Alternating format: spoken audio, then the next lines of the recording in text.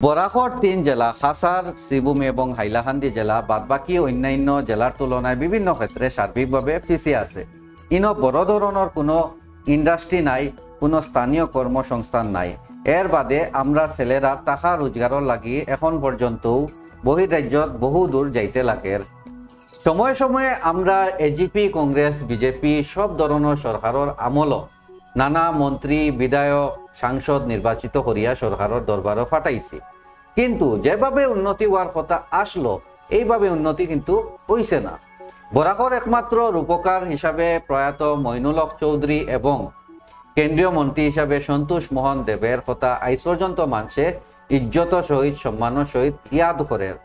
প্রত্যেক সরকারের আমলও, প্রত্যেক সরকার আওয়ার বাদে কিছু রাস্তাঘাট, সেতু, সরকারের নানা ধরনের জনকল্যাণমূলক প্রকল্প আয়, এইসব লইয়া কাজও হয়, দুর্নীতিও হয়। এটা দেশের সব জায়গায় কম বেশি দেখা যায়, কিন্তু ইনোর দুর্নীতি খুব বেশি কথায় দেখা যায় বিভিন্ন নেতা মন্ত্রী থেকে শুরু করিয়া সরকারি অফিসার, তথাকথিত কিছু সমাজসেবী, তথাকথিত কিছু সংগঠন, কিছু সাংবাদিক আশ্রয়নীলা সহ একদম সাধারণ থাকি সাধারণ মানুষও দুর্নীতির ফা রাখতে খুব একটা চিন্তা করে না।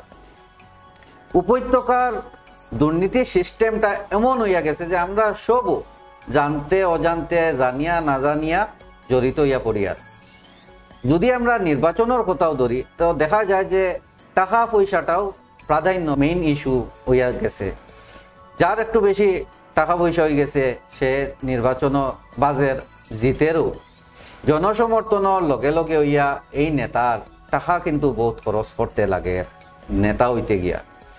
যে নেতা আপনি ভোট চাওয়ার সময় যে নেতার কাছ থাকি আপনি টাকা খুঁজিছেন, ডিমান্ড করছেন ভোটর বিনিময়ে, পরবর্তীতে এই নেতার গেছ থাকি যদি আপনি কিছু আশা করেন কিন্তু এটা ভুল হইব।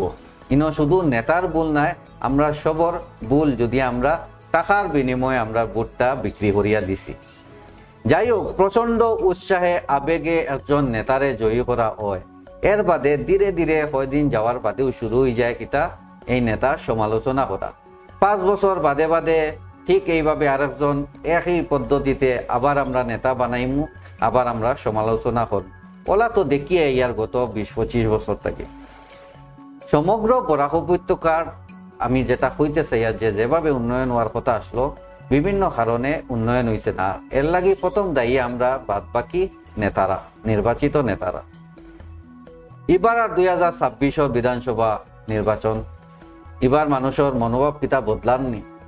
মানুষ কিতা চিন্তা করে কারে বিধানসভাত পাঠাইতো, সে হইতা পরবর্তী বিধায়ক এবং সেনে হইতা শুধু কিতা শিক্ষিত নেতারা হইলইবনি। কারণ বহু সময় বহুত ক্ষেত্রে দেখা যায় যে শিক্ষিত ব্যক্তিরা বড় বড় কেলেঙ্কারি, দুর্নীতি করতে দেখা গেছে। প্রশ্ন কিছু আপনারা সম্মুখে আজকে আমরা রাখিয়া এপিসোড 1 সমাপ্ত করার আগে আগামীকাল আমরা শুরু করবো হাইলাকান্দি জেলা থেকে। হাইলাকান্দি জেলার গত কয়েক দশক, 20-30 বছরের রাজনৈতিক ইতিহাস এবং পরিবর্তন, বিভিন্ন স্থানে আমরা মানুষের গেছি গিয়া জানতে চাইছি তারার অভিজ্ঞতা, তারা কিতা চাইতরা 2026 বিধানসভা নির্বাচন, এই সমস্ত লইয়া আমরা হাজির হইমু। আমরা এই বিশেষ অনুষ্ঠানের নাম হইল গিয়া ভোট দিবেন কাহাকে। আজকে আপনারা এপিসোড 1 দেখলা, কালকে দেখবা এপিসোড 2। ততক্ষণ আপনারা INN বাংলা দেখরা। আমি আসলাম মাহমুদ মুসা, ধন্যবাদ।